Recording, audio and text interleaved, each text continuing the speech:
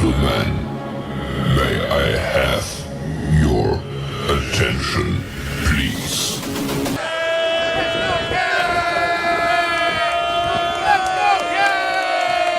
The show starts in 3, 2, 1, go.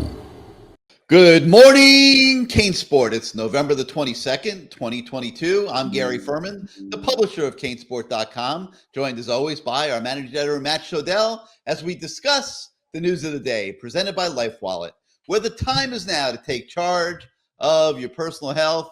And Matt Shodell, I was a little bit surprised yesterday at the various opinions that were coming in on our YouTube channel, on our message boards at CaneSport.com, as it pertained to this concept of whether Miami should try to win the game on Saturday against Pittsburgh and go to a bowl game, or whether they should just mail it in, take the L, finish the season 5-7, and move on and focus on recruiting. And I mean, there's no chance that Mario Cristobal is going to tank the season finale at home on senior day against Pittsburgh. Okay. Like none whatsoever. But I thought that even the debate on the subject was fascinating. I mean, like, could you imagine Miami intentionally losing a game so that they could focus 100% on recruiting, as opposed to walking and chewing gum and preparing for the bowl game and, also recruiting? And I know you had some interesting opinions that I guess set off a little bit of a craze yesterday on this subject.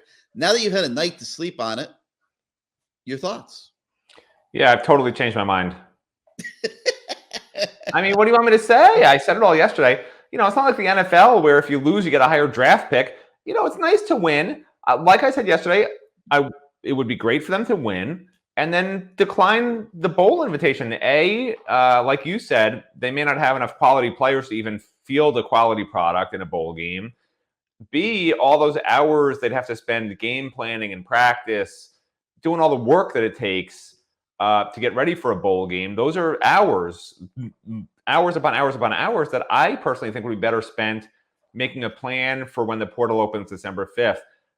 Continuing just to hammer recruiting, you know, and that sort of thing. And you know, going out, you know, talking to different coaches at different high schools and whatever it takes, you know, whatever you're allowed to do under the rules, recruiting wise and portal wise, they're you're not supposed to be able to do anything in the portal, but every school does it. Those are things that you need to get a jump on when you're where Miami is right now. Other programs don't need to do what Miami needs to do. If Miami right now had a really good young roster, you want them to be in a bowl game because it means 15 more practices. It means getting these guys that extra time with coaches, really intensive, almost spring practice-like work with coaches to show them, here's what you need to do for next year.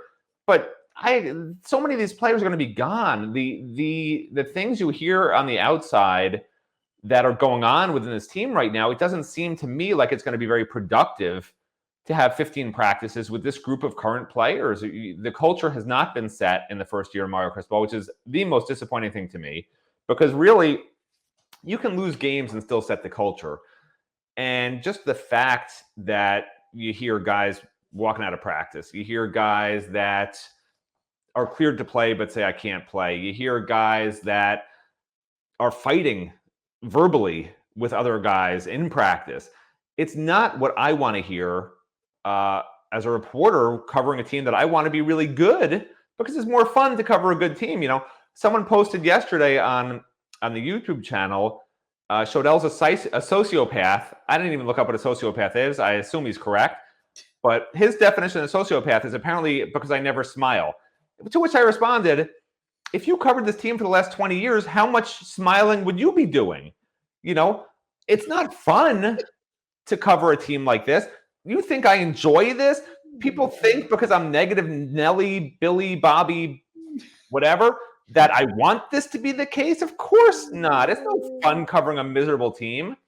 This is a miserable team. This is a team that has problems at every single level. The one thing I thought that it would be not easy to fix, but would happen in year one under Mario Cristobal would be the culture would be set. But I found that very early on in the season that was not going to be the case when I just started to hear different things about players just not, Mario can say they're fighting hard and buying in. This team did not buy in.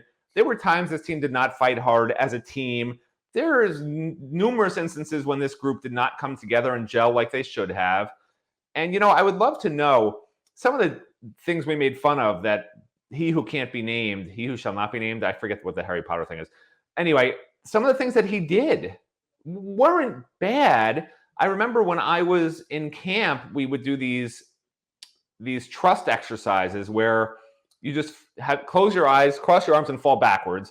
Of course, my campers, my camp friends would just let me fall on the ground and hit my head. But the idea is you're caught by your teammates and you trust them. And there are psychological aspects to it that I don't understand because I was dropped on my head numerous times in those exercises. But apparently when they actually catch you, it's supposed to be uplifting and sort of you build this bond. You do a retreat for a weekend. I think Manny actually did that. He who can't be named actually did a weekend retreat where they went like kayaking or something. I don't know what they did. Something weird on a beach. Like those sort of things maybe would have helped. I didn't hear Mario doing any of those things. Maybe it sounds stupid, right? Like, why would you take football players and do that? But this team didn't have the trust in each other, didn't have the bond with each other that I thought would be built just by this fourth quarter Alabama program being instilled. And the guys were supposed to sort of come together in that because it's them against everything that's telling their bodies to quit. It's them coming together as a group and helping each other. Those of you that can't do it, those of you that are thrown up in that garbage can on day 1 and day 2 and day 3 and day 4 and day 5, I'm here for you, man. I understand how tough this is. We got to get through it together. That was supposed to be the start of the building of the culture, and it didn't work. Right. They did have team building activities. Okay. Well, I didn't hear about what were some of them because I would love to know. They went to Top Golf one day. They went to team building. That's like going to the movies before games. They went to the water park. They went to the water park up in Aventura. That's not what I'm talking about. They went boating. They went on. You understand the difference between going golfing and water and splashing around in the water individually versus having actual ropes courses and helping each other to get across the course. Versus these are team building, not just hitting a golf ball with each other and having fun, bro. They went on speedboats in Biscayne Bay, but listen. Are you still not understanding the difference? Like seriously? You got my pink flamingos today because your take is totally and utterly ridiculous. Okay. Here's number 1. They wouldn't have 15 practices. Okay. If they go to a bowl game, it almost definitely, if they win on Saturday night, they almost definitely will be going to the Fenway Park bowl game. I forget the official name of it. Did I say there were not 15 practices, by the way? It's at Fenway Park. Hold on, because you put words in my mouth again. I said 15 practices. I said with a young team, if they had one, you'd want the 15 practices. That's all I said. Understand, but you're talking about all the distractions. This is not a young team that you need to have practice. I just said that, literally. You're talking about all the distractions they would have if they go to a bowl game, and I'm trying to tell you now, there wouldn't be a lot of practices, okay? They would be playing December the 17th, okay? Here is what is going to happen, okay? The season is going to end, hopefully with a victory, despite the negative Nancy wishes of Matt Shodell. No, I literally said I want them to. Why do you keep saying that? On November we winded 5 minutes, and I literally said I want them to win. Like, what are you missing out of my mouth? On November the 26th, okay, the season's going to end. Okay, the next week is a dead period in recruiting. My guess is there would not be practice that next week. Coaches would not be out recruiting. That week, and this is why the NCAA set the schedule up this way, is for getting your house in order, deciding who's going to be back, who's not going to be back. The kids that are going to go to the transfer portal, they get ready to go to the transfer portal on December the 5th. Okay. Next week for the Miami Hurricanes and probably the early part of the week is going to be exit interviews for every kid on the team. And they're going to find out whether they have the guys that have, you've got the 9 seniors that will be leaving. First of all, there's 10. There's 10 seniors, but okay. 10 on scholarship? Yeah. Are you sure? Yeah. I heard 9. Lucius is 11. I haven't counted them. So, all right, fine. I'll just say 10. Yeah, it makes zero difference in what I'm saying. Right. Okay, I'm just correcting you because you're wrong, as usual. That's all.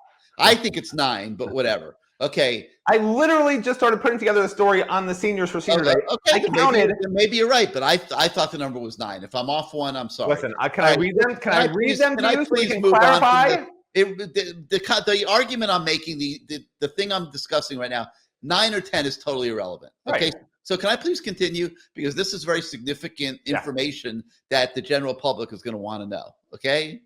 Here's what's going to happen, everybody, if he would just shut the heck up. Just be quiet. Yes. Don't be a big mouth. Let me speak. Okay, here's what's going to happen. All right, exit interviews next week. Okay, you've got the 9 or 10 graduating guys that, they don't really, what they really need to do is just tell the coaches, are they going to participate in a bowl game or not? I'm guessing most of them will participate unless they think it's hurting their NFL draft status. And really the only ones that might fall into that category are Will Mallory. And is Tyreek Stevenson on your list, Matt, of 10? Tyreek is not a senior, so no. I know he's not. So he's not, right? No, because Steed, Scaife, Justice Delosian, Moultrie, Mallory, Jake Lichtenstein, Caleb Johnson, TJ Ivey, Lou Headley, and Mitchell Agude. That's it. I think Mitchell. Okay, no, I think you're right. Okay, so let's say 10. All right, those 10 guys, they just got to tell the coaches they would play in a bowl game or not. Okay, and then they go off on their merry way. The other 74 players on the team are going to have exit interviews with their position coaches and with Mario Cristobal. And at these exit interviews is where the future is going to be discussed. Now, I take that back again because there's already 5 guys in the portal. There's no need, or 5 guys headed to the portal. There's no need for them to have exit interviews. So that leaves 69 guys to have exit interviews. Okay, now this is where the future is going to be discussed. And the guys that haven't already made portal decisions are going to be told where they stand on the team, whether their scholarship is going to be renewed or not be renewed. Because it's cold, it's harsh, it's any label you want to put on it. This is a one shot that the NCAA gives new coaches to make mass changes on their roster. And Mario Cristobal can renew or not renew any player on the team. And it's going to be easier for the coaches if a lot of these guys make the decision on their own. It's going to remove politics from it. It's going to move external factors, what someone might think, so forth and so on. It's a lot cleaner and a lot better for the program if the players make the decision themselves. So applaud Gilbert Frierson, applaud Thad Franklin, applaud Keyshawn Smith. All these guys would have been on the list to get cut. So they're doing the coaches a favor by saying, I'm just going to the portal. Okay. And there should be more guys that do this. Okay. But there are going to be cuts, and these exit interviews are going to be very uncomfortable situations for a lot of these kids that are not performing up to what the coaches feel they need to perform to be productive members of the Miami Hurricanes moving forward. Okay. So I am anticipating about 24 of those situations in one way or the other. There's already 5 in the portal. I'm expecting about 24 of these to come up next week. And it's going to be crazy. It's going to be unlike anything that we have ever seen before. But what this all leads to is, with all this going on, I don't think there's going to be any practice next week anyway. Okay. So that would take us, let's see, that takes us all the way to December the 4th. Okay. Maybe the 3rd, somewhere there.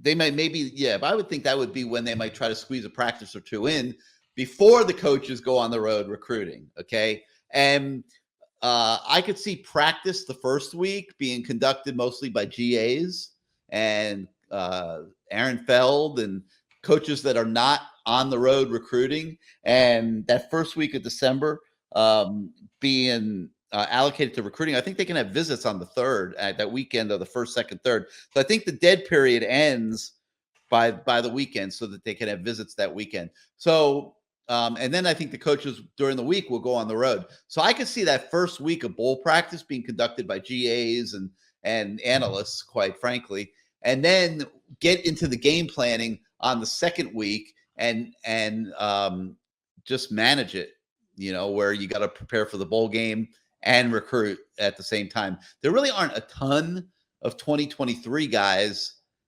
that they have to be focused on in that bowl prep time. But there will be transfers going into the portal and stuff. So, I mean, Matt, listen, you're not totally wrong. There's going to be a lot going on in that period. But I think Mario made it pretty clear yesterday that he's not tanking the Pittsburgh game to try to not go to a bowl. Right. This is what you're also obviously glossing over, not understanding. Mario Cristobal wants to win every game. He doesn't care whatever it takes. He wants to win every single game. That's what he's here for. He's not here to look to the future, which is why I want to force him to look to the future, because while it's a dead period, as you said, while they can spend the week just talking to their own players and not doing anything else or whatever the hell you're talking about, the truth is, knowing Mario Cristobal and knowing how detail-oriented he is, he will be having his analysts look at whatever potential bowl, they're probably going to know who their opponents might be. They're going to start breaking that stuff down that week. They're going to start, evaluating who can play what and do what against this team and what kind of game plan should we have. Those are the hours that I'm talking about. Like, I don't care they're not going to practice for a week, even if they don't. It's still hours being spent on something other than transfer portal. I don't want 1 second spent on anything other than evaluating potential transfer portal guys that can help Miami. And listen, it's not under the law, but every school has it. They know players that will be going into the portal. Okay, but would you agree? Time out just 1 sec.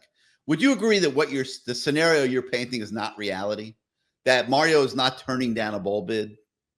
Right, that's the problem. I said you have to force him to do this by Dan Radakovich is not forcing Mario to turn down a bowl. No, only a loss will do that. I don't want them to lose, but only a loss would force them. This is the reality. It's the same situation fans faced last year. It was untenable. Do we want Miami to lose to Florida State so that Manny Diaz is gone? Because if we both know, Gary, that behind the scenes, this is not apples to apples. We both know behind the scenes last year that if they had beaten FSU and that 4th and 16 didn't happen, there was a very, very strong likelihood that Manny Diaz is still the coach this year. Now, this year, we're looking at if they beat Pittsburgh, they'll be going to a bowl game for sure. They're not going to turn it down. You're right. They will be spending time game planning. They'll be spending practice time, whether it's 15 practices or 10 practices. There will be a lot of game planning for a bowl. They want to win. Mario Cristobal does not want to lose a bowl game. He is so driven and detail-oriented. All the coaches and all the analysts will be focused on getting ready for that bowl game. I'd rather the analysts are spending their time looking at players that they already know is going to the portal and putting it together some sort of cheat sheet for Mario on here's how this guy can help us next year or the year after or the year after that.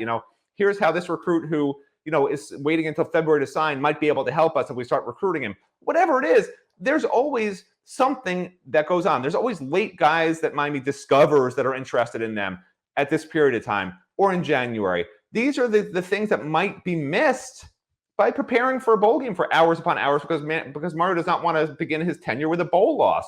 I want them to beat Pittsburgh. I don't want them to go to a bowl game. It doesn't make sense. You can't have both. But that's like the reality. You don't want them to lose, but you also don't want them to spend all this time on a meaningless, really meaningless this time, bowl game.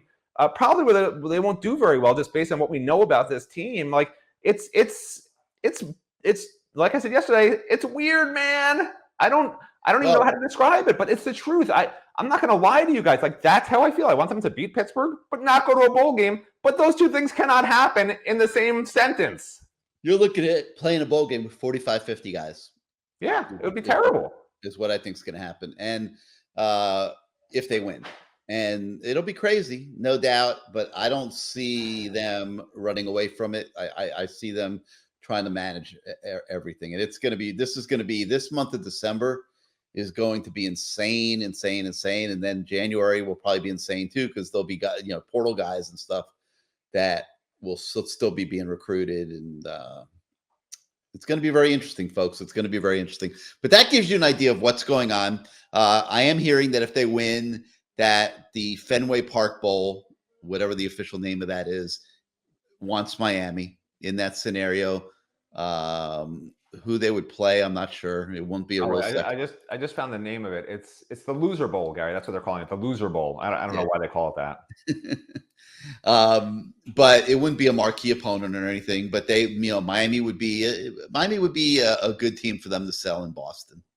It's literally just called the Fenway Bowl because the teams are so bad they can't even sell naming rights. No, I think they do have a sponsor. I mean, I'm looking at it. The Wasabi Fenway Bowl. Wasabi. Wasabi is that Wasabi? Is just what you put on the side of your sushi? Is that a company? Like, is that really a company? Wasabi? It must be a company. Wow. I don't know what a wasabi is. It's like Kleenex. I thought wasabi was just a spicy green stuff that I try to keep out of my soy sauce as much as possible. But it's the ACC against an AAC team. You could wasabi. I'm looking it up. Wasabi is just Japanese horseradish. There's a Wasabi Technologies. I guess that's what it is, but that's weird. Like, Wasabi Technologies protects you against ransomware. It costs 80% less than Amazon S3. But when I think of Wasabi, I'm not thinking of some weird ransomware program. Let me tell you that. I think they need to rename their company.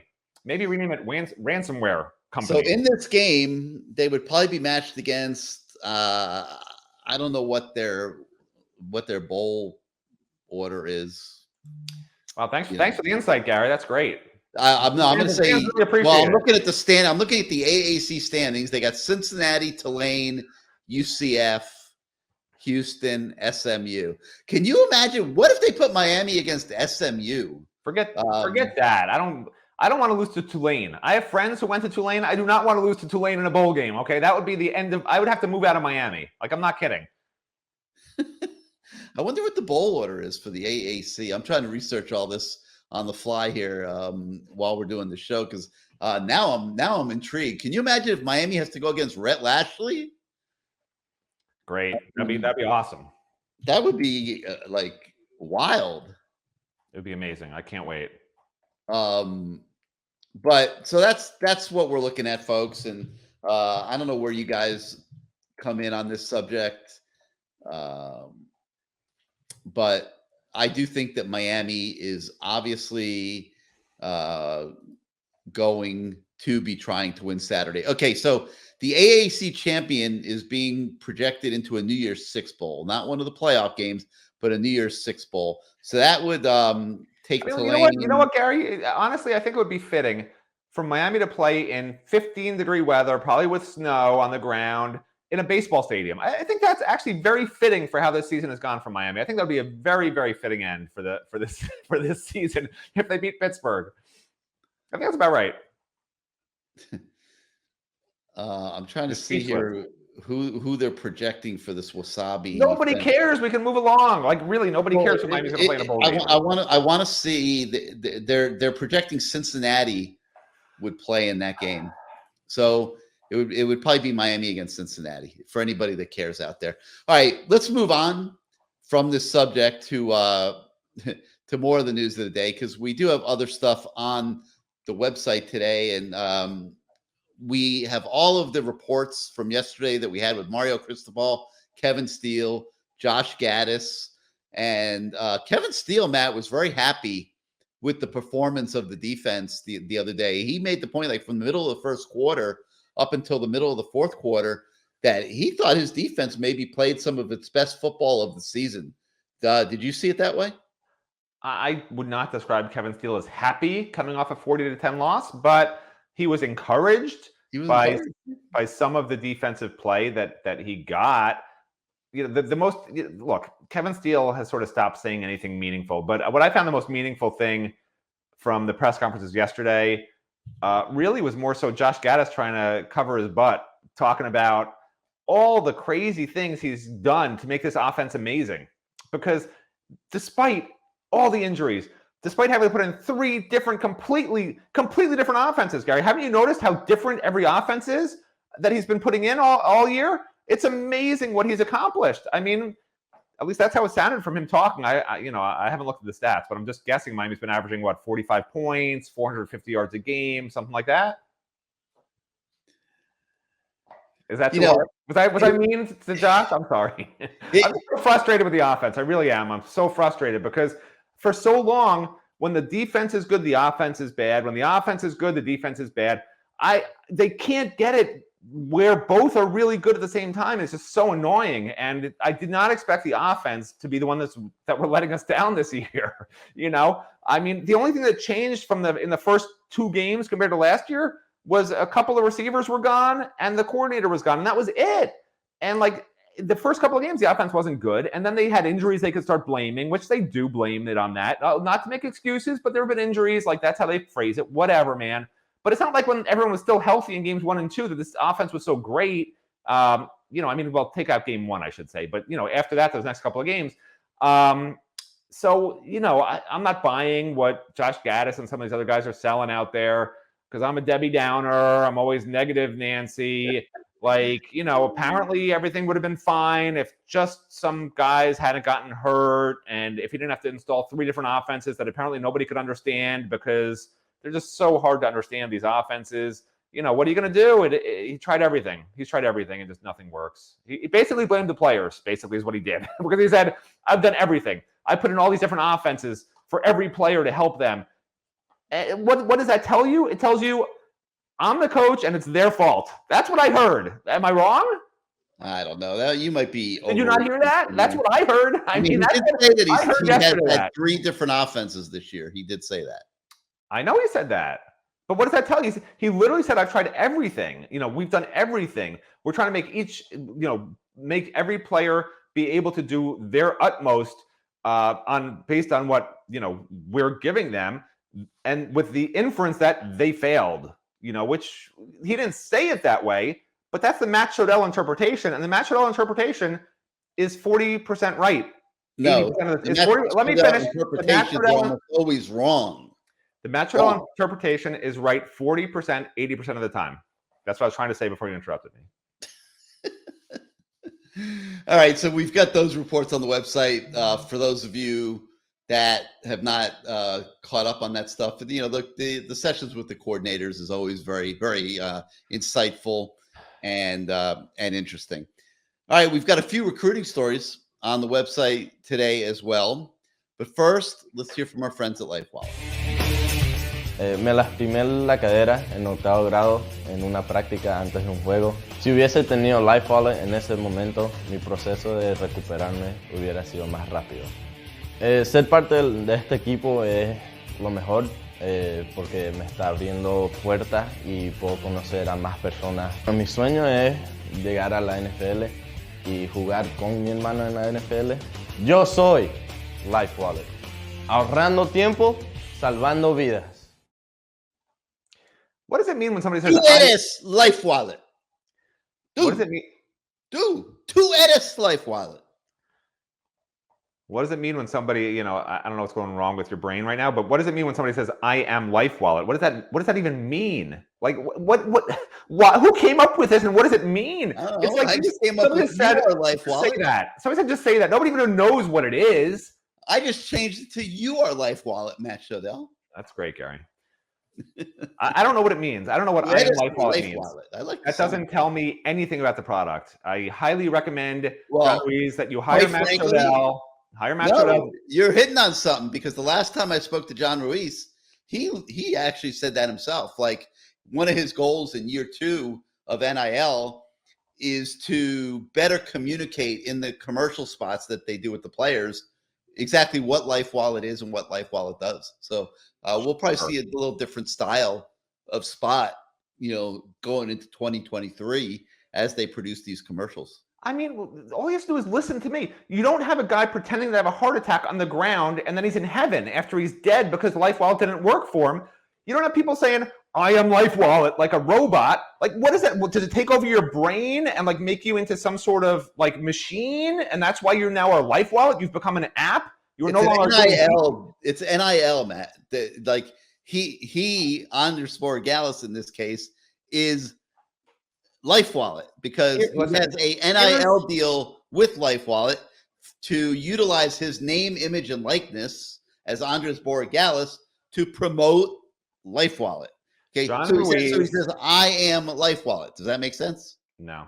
If John Ruiz wants to pay attention to what I'm saying, which nobody does. He absolutely does not. So All right, stop right there before you say something that is going to not come out right. I don't know why I can assure you that John Ruiz has no interest in anything you say. Well, it'd be nice if I could at least say a sentence without you interrupting. So what I was going to say was, if John Ruiz was Matt, ever... This is NIL season, okay? The Miami is getting ready to go out and scurry the bushes for, what, 30, 40 players?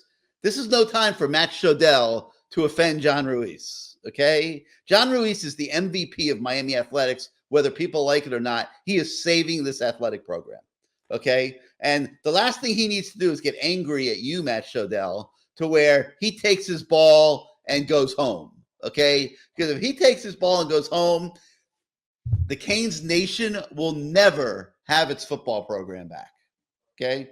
So it's all dependent on John Ruiz and his commitment to Miami staying status quo, which is going from 10 million to 15 million this next year.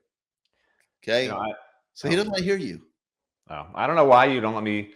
I mean, I wasn't talking to John Ruiz. It was an idea I was going to share, but it was nothing about John Ruiz. It was an idea for his company, but you don't want to hear it. When I see your brain start spinning, I get nervous. All right. I'm gonna take a chance here. I'm only going to tell you now if you put the tape on, because you won't shut up every time I try to say two sentences. I got it. I always have it. I always have it ready. All right, so here's my idea. If John Ruiz wants to listen to Matt Shodell, which nobody ever does, okay? If you, John Ruiz, want to have more than the 40 current app subscribers for Life Wallet that you have, here's what you do. Instead of these ads with people having heart attacks on a basketball court, oh God, or saying I'm Life Wallet, like their brains were taken over by some weird app that nobody will want to have happen to them. Here's what you do. You say, if you're a Miami Hurricanes fan, and if you want me to be able to raise my budget from $15 million to $20 million next year, I need more app subscribers. So please download the app, put in your information, and become a Life Wallet member. And you know what? He would have 100,000 Life Wallet app users within a day of running that ad. That was my idea. Terrible idea, right? Not bad. Not a bad idea. I have some good ideas. Not a bad idea. Tie the donation into app downloads. Right. And if Miami fans want Life Wallet to continue to do NIL for Miami players, would have 100,000 subscribers in one day. They have to download the app and support the marketing program and make it successful. But listen, then they'll continue. The good news is he's not going to listen to me, so he'll still have 40 subscribers. That's a bad idea. I got to give you credit for that one. It pains me, but I got to give you credit for that one. All right, so let's talk about a couple other of these stories that are on the website today. We have a story on Fort Lauderdale-Dillard running back Christopher Johnson, and this saga has seemingly been going on forever. I mean, it was looking several months ago like he was going to commit to Miami. Then he starts a romance with Ole Miss, and this has been going on for several months. And now, as we get into the home stretch of recruiting coming up here, guess what, Matt? There's a third team in the mix that nobody knows about and that we are reporting today. And that team is the Clemson Tigers, who are trying to exploit their victory over Miami on Saturday to come into South Florida and raid Fort Lauderdale-Dillard High School and take one of the fastest guys in the state up to Clemson. Is it going to work? Don't know. We think that Miami's in a decent spot for Chris Johnson, but they are going to try to get him in on a visit the first weekend of December with his teammate Action Jackson, and they're going to be looking to close the deal. Okay, I think that's going to be Chris Johnson's opportunity to become a Miami Hurricane, and if he doesn't, then I think they will move on to other running backs. They will move on to running backs in the transfer portal, and that window of opportunity is going to close for Chris Johnson, in my opinion, if after all these months of being recruited, he does not jump in the boat. I think Miami says, we don't have time to wait anymore, Chris. It's 3 weeks to signing day. Okay? Do you not understand how recruiting works? Matt, what are you talking about? This has been going on for months. It's enough. So you keep recruiting other guys. That's what you do. No, that's what I'm saying. They will turn their focus to other guys. No, they will not turn their focus. This guy's too good from the backyard not to get. But what you can do, the nice thing now is, even if they don't want to turn their attention to Plan B guys that maybe they haven't been that high on, whatever, the transfer portal, free agency, more to the point, is such a valuable asset now. When you have a guy flip on signing day, it used to be, now we're a person short that we wanted a number at that spot. That's no longer the case. Mario's spoken all week ad nauseum about how the roster's thin, how they have to get the right numbers to be able to compete at different positions, how the transfer portal helped only at defensive end and nowhere else on the team. Even though he brought in 12 transfers, he didn't take credit for not getting the right guys at the other positions. But the point is, you can fix it no matter what. So they can just go all in on Chris Johnson as the one running back that they think they can get in this class, even if they don't want to go to a Plan B. That's fine. Because you know what? You pay for a free agent freshman running back, redshirt freshman running back, rather, from some other program, or wait till after spring ball, call up Chris Johnson and say, hey, how is it over there at Clemson? You enjoy being the 6th-team running back this spring? Because you can come here and start next year. It's not a big deal. Let me just say one thing, and come back. He can go wherever and be back here at the end of spring practice. I'm not worried about it. Let me say one thing. I think they're also all in on Mark Fletcher. Okay, those are the two backs that they want. But if they are going to go into the portal and look for a running back, they need to know that before December the 5th, okay? They can't wait till December 20th on these guys. They can if they want, but I don't think they're going to be looking to. I think they're going to want answers.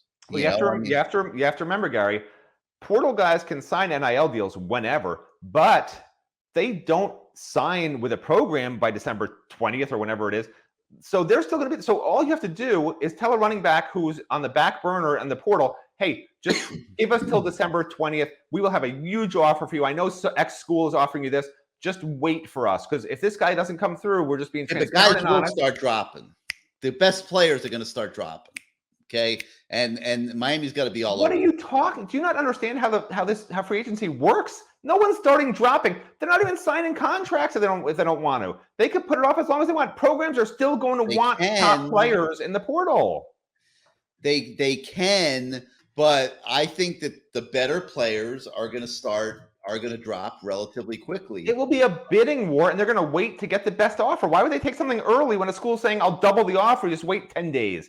I mean, they already know what the offer. You don't think a lot of these guys are pre-vetting this? Of course, but if the best offer is from Miami and Miami says this will be your offer, but we have to wait and see, we don't expect, for instance, Mark Fletcher to come here, but if by some shock he comes here, we may have to renegotiate whatever, just give us 10 days. I mean, it's not the end of the world. A recruit who might make an extra $500,000 if he waits for Miami is not going to say, forget it. I'm going to just take the smaller offer from this school. You tell that school, listen, just give me 10 days to figure out what I'm doing. It's not the end of the world. It's not rocket science. If a player's that good, just like in recruiting, they're not going to get dropped by some school because they want to wait 10 days. You don't tell Mark Fletcher, you know what, you're not committing today. Forget it. No, you say, listen, we'll wait till signing day. We'll wait till after signing day. We'll wait till next February.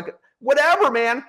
When you have a good enough player, that's what you do. You do whatever it takes. You wait as long as it takes for them to make a decision. You don't just take a second best guy because he's available now. Listen, they have about a 6-week window to get it all done. And I think I could end up being wrong. I think some of the better guys are going to look to lock up their spots relatively quickly. But what does that mean? You see what I'm trying to tell you, Gary? It's going to mean different. They can verbally commit, but they have not enrolled. They've not signed anything that says I'm signed with you. Let me cut to the chase here. This is what I'm trying to get at. If you're the University of Miami and you've been recruiting a kid for 6 months, 8 months, 9 months, it's like in signing days in 3 weeks, it's time to let me know. Do you want to come to Miami or not? I need to know. Listen, here's that is going to shape if we go recruit other people. Okay, so I just need an answer, Chris Johnson. I can't extend this 3 more weeks. The transfer portal opens in 2 days. I need to know. What's unreasonable about that? They've been recruiting for 8 months. That's not unreasonable. He knows who his finalists are. He's been to the schools. It's like, make a decision. That's not unreasonable, I don't think. Well, I don't know why you're even arguing this concept.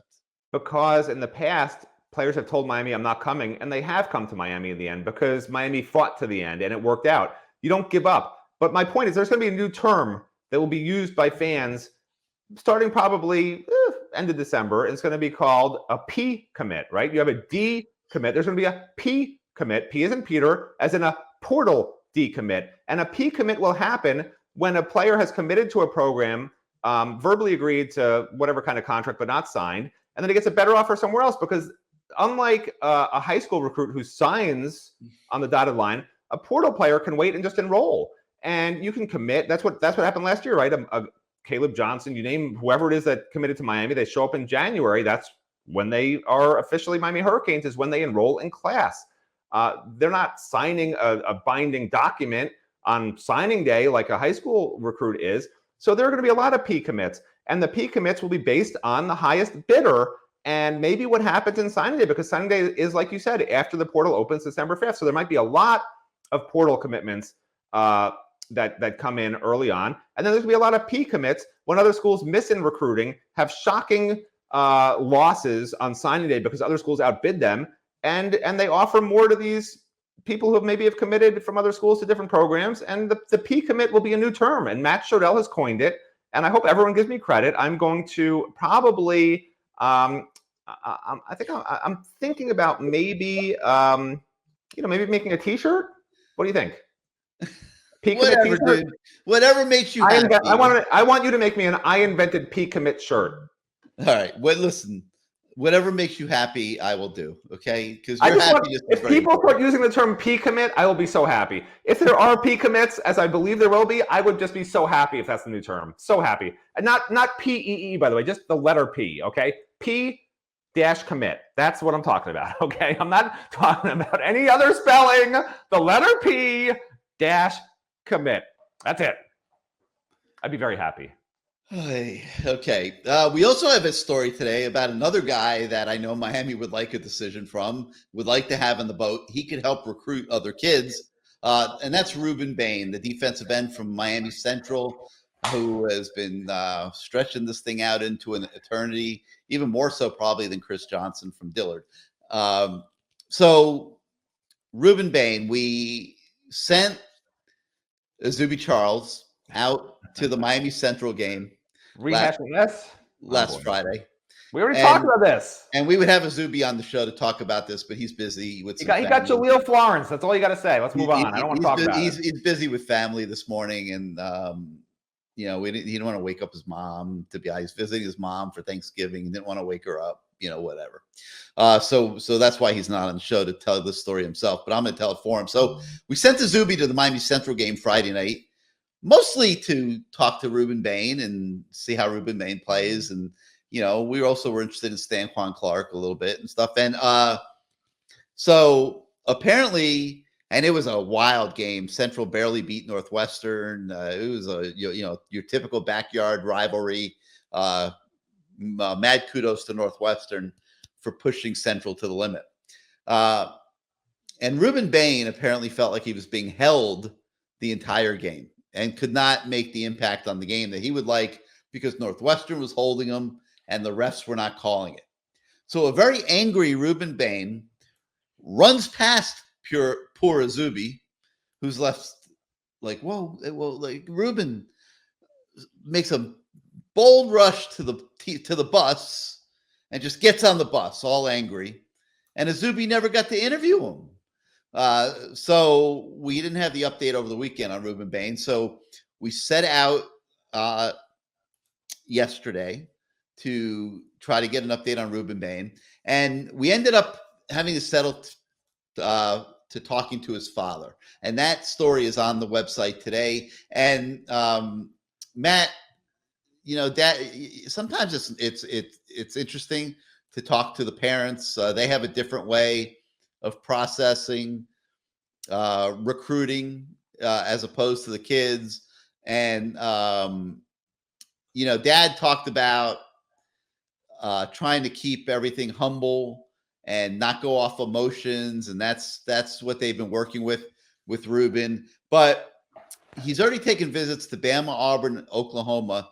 He's got a Louisville trip set up for the weekend before signing day. He could take one more official visit. And Dad says that he would like that official visit to be to Miami for the whole family. But there's a catch. The high school football playoffs are going on, and Central might go deep into those playoffs, and that's going to start eating away at recruiting weekends. So this is going to be interesting to watch here in the current weeks, the coming weeks. And Matt, to sum it all up, what was your feeling coming off that interview with Dad, and where Reuben Bain stands as it pertains to the Miami Hurricanes? I think that Reuben Jr., just from what I'm hearing, is legitimately torn. There's a real chance he will not come to Miami, which I thought a couple of months ago, there was no way this guy wasn't coming to Miami. I mean, his brother's a GA at Miami. His coach from Central, Roland Smith, is at Miami. His uncle played for Miami. His family is Miami fans. The pipeline from Miami Central to Miami is number one priority for Mario Cristobal and the staff. It was their first stop when Mario got hired. How can you lose the top prospect from your backyard school? It doesn't seem possible to me. So I'm still going to say, I will tell you one thing that's going on for sure.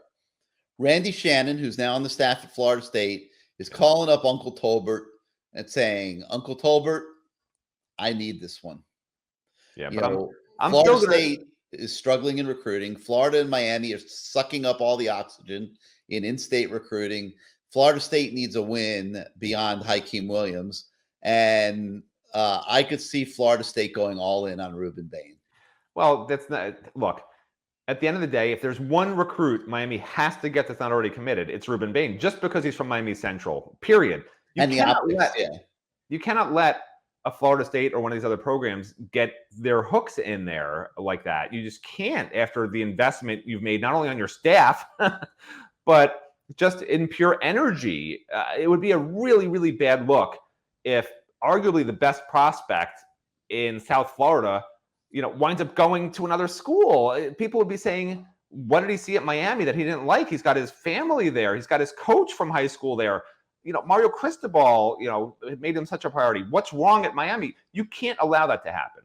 And if it takes all $15 million that John Ruiz has, I would say just give it to Reuben Bain. Give it all to Reuben. You can't lose at Miami Central. You cannot lose that recruiting battle. You can't. If it takes Mario Cristobal kidnapping people and holding them for ransom, with the ransom being a signature on Sunday day, I think Mario would actually do that, I mean, you can't lose him is the point. He's not going to kidnap anybody. Okay. I don't want to get arrested for making false allegations. Did you He's say that? Kidnap anybody. But my point is, that's what the lengths that Mario will go to make sure that Reuben Bain is a Miami Hurricane. There is no bounds within the legal limits. He will do it only legally, maybe like a hit and run where the person's not seriously injured, but, Mario has to take him to his house to take care of him for a few weeks, something like that I could see happening. But I can't stress the importance of this. You have to get Reuben Bain. I'm going to predict Reuben Bain to Miami. I'm giving it a 70% chance of happening, simply because I can't imagine a world in which Reuben Bain does not come to Miami. It would be shockingly bad for the program to have that happen. I just can't imagine it happening. I really can't. Not under Mario's watch. I'll go 75%. Always trying to one-up me. I'm going 76%. I'm going 77. Because I do agree with you, and I do think they'll get Reuben Bain. But but I agree, it's also not an absolute. So we'll see what happens. All right, that's going to do it for today for Good Morning CaneSport. We thank you so much for starting out your morning with us as usual, and putting up with Matt Shodell, who would like to rename this show the Matt Shodell Show. I thought we already renamed it that. What's it called? No, you're reading too many comments from your fan club.